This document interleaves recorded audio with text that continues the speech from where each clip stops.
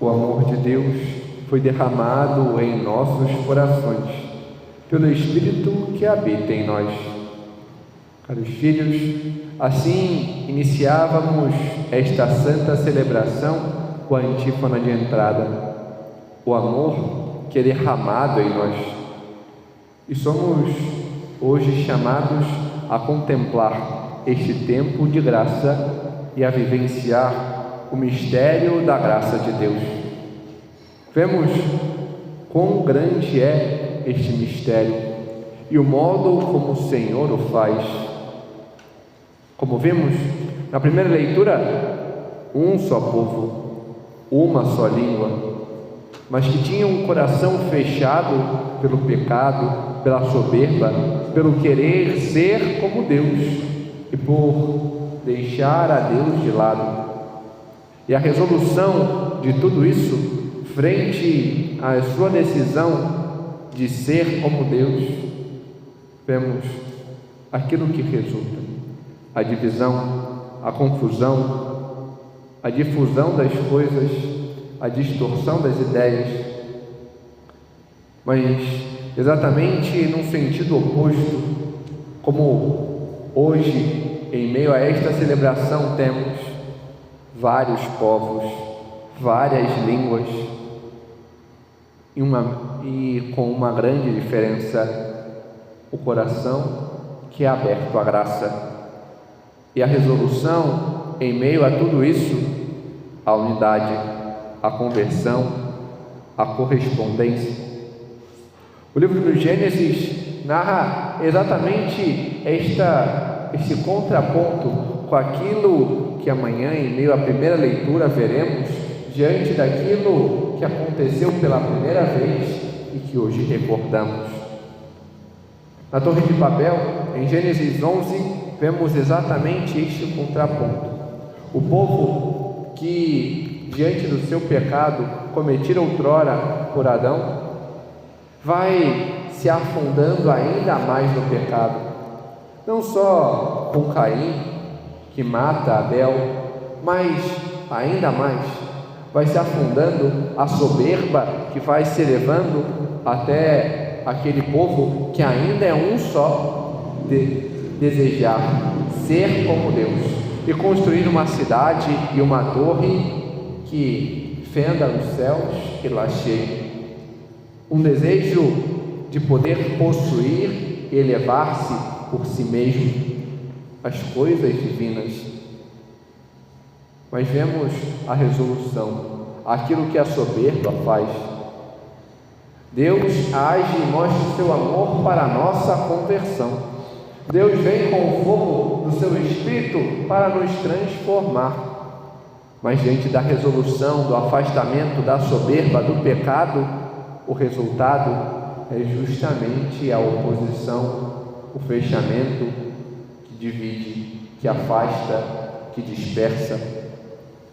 O caminho contrário é aquilo que vemos em meio ao segundo capítulo dos Atos dos Apóstolos, quando em meio a esta mesma festa, a qual hoje celebramos, a festa de Pentecostes, ainda em um contexto judaico, aonde ali se reuniam várias nações, além dos judeus, vários povos, várias línguas, e a resolução foi justamente pela abertura, pelo querer estar com o Senhor, a unidade, o congregar. Este é o caminho que vemos, e esse é o porquê que Deus mostra-nos e chama-nos hoje a este sentido. E como vemos, que festa é essa? Que caminho feito é esse?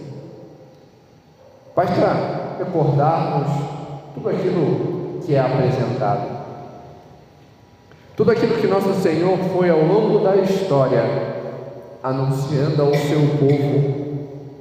Agora, em meio à plenitude dos tempos, é elevado.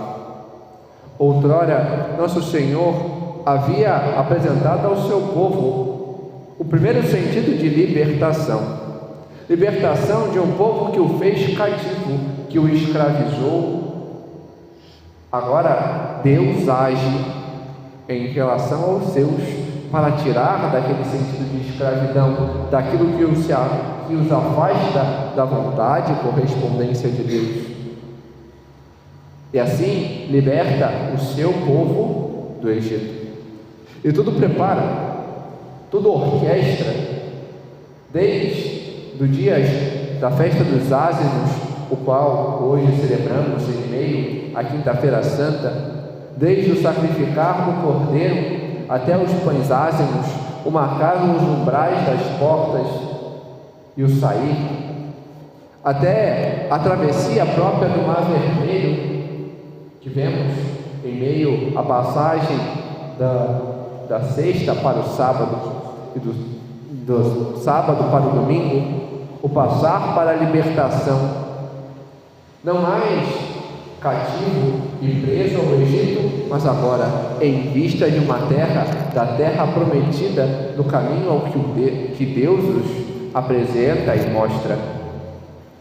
Mas tudo isso é alusão àquilo que Deus fará, é mero sinal, porque a Quinta-feira Santa é ainda mais, é o próprio Cordeiro que se imola, que se entrega, que se dá, que marca os umbrais das nossas almas para que possamos ser inteiramente deles. É este caminhar, este perpassar, não de um mar vermelho, não de uma situação de escravidão meramente, mas da morte para a vida, do pecado para a graça, de algo meramente terreno e mundano para o sentido da realização da vontade do Senhor.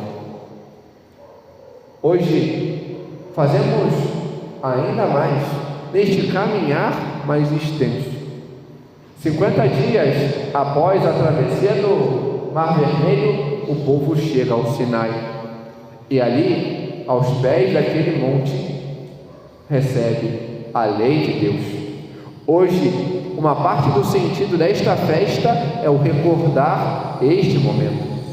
Mas hoje não recebemos meramente uma lei, mas muito mais. Não somente letras escritas em pedra, mas a lei de Deus inscrita em nossos corações, o amor que sobre nós é derramado e nos leva a amar. Mas além disso, o povo judeu é um povo estritamente pastoril e agrícola. Isso vemos diante da sua própria realidade. Quando chega à terra prometida, procura promover e cultivar a terra, e aquilo que ali está e oferta, que tem, por graça divina, oferta a Deus nas tendas ou no templo. É algo a recordar de que vem desde Caim e Abel, que perpassa toda a história até este momento. Eis então a festa das colheitas, a festa das semanas, aonde, diante das primícias colhidas do trigo, oferta-se ao Senhor. Hoje celebramos não meramente o sentido agrícola, pastoril, de um povo que vivia em meio às regiões do deserto, o povo judeu, mas a real festa da colheita, onde o Senhor dá a graça, e temos a colheita do saber, corresponder ao Senhor e anunciar, diante destes frutos, que por Ele mesmo é concedido, os frutos do Espírito, a paz, a paciência, a longanimidade, a correspondência ao Senhor. Hoje somos chamados a vivenciar. Não somos mais aquele povo que, como vimos na terceira leitura seguida desta celebração estendida, a qual recorda e faz um paralelo com a vigília pascal, em meio àquele mar de ossos. Não, pois o Senhor já uniu aquilo que estava disperso, dividido e morto. Não temos mais esta aparência, porque o Senhor já fez um caminho. E hoje sopra o seu Espírito para que nós possamos, tendo vida, anunciar e corresponder.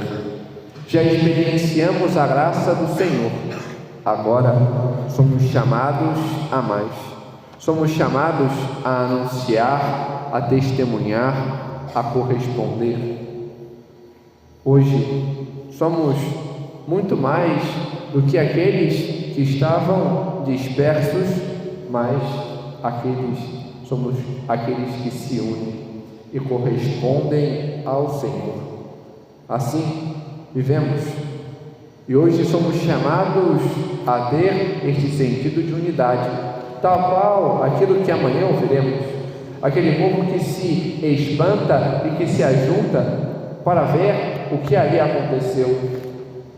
E sobre eles vem não só um anúncio, mas uma oração e um ato de correspondência.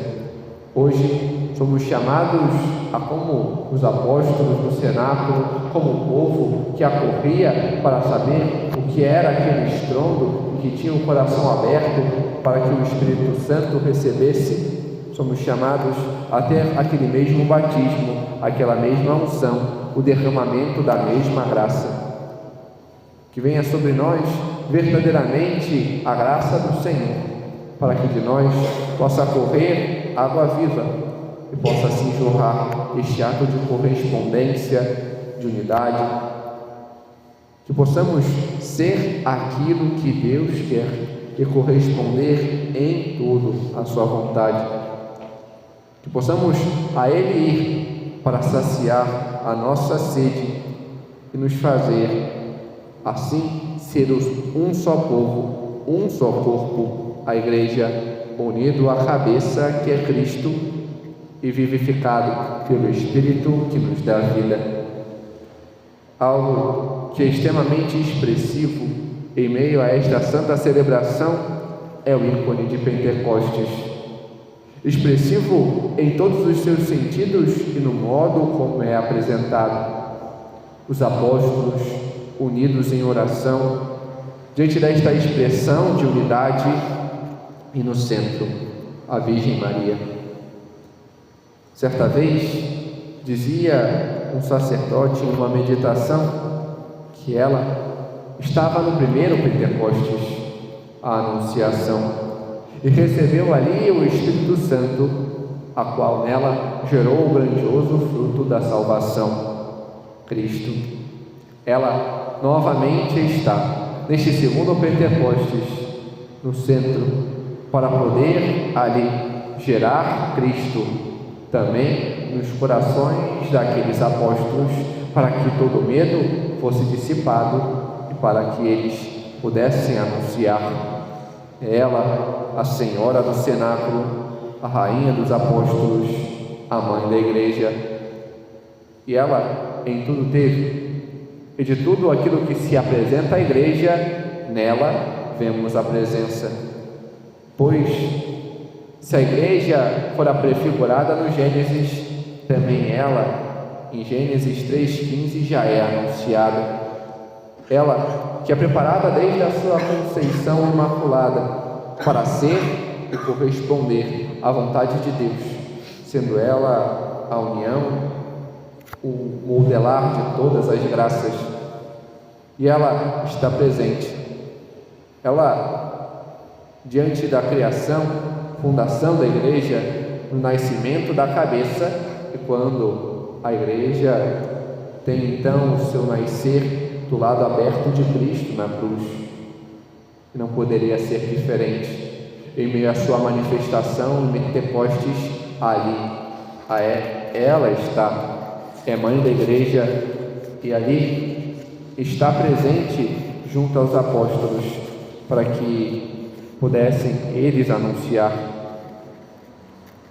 E também aqui, em meio a nós, ela está para nos conduzir, interceder por nós, para sairmos do medo e nos abrir à vontade do Senhor e deixar que a obra do Senhor em nós aconteça e de nós haja a correspondência, que em meio a este cenáculo no qual nos encontramos reunidos, venha o Espírito Santo por meio dela e em nossos corações gere a Cristo.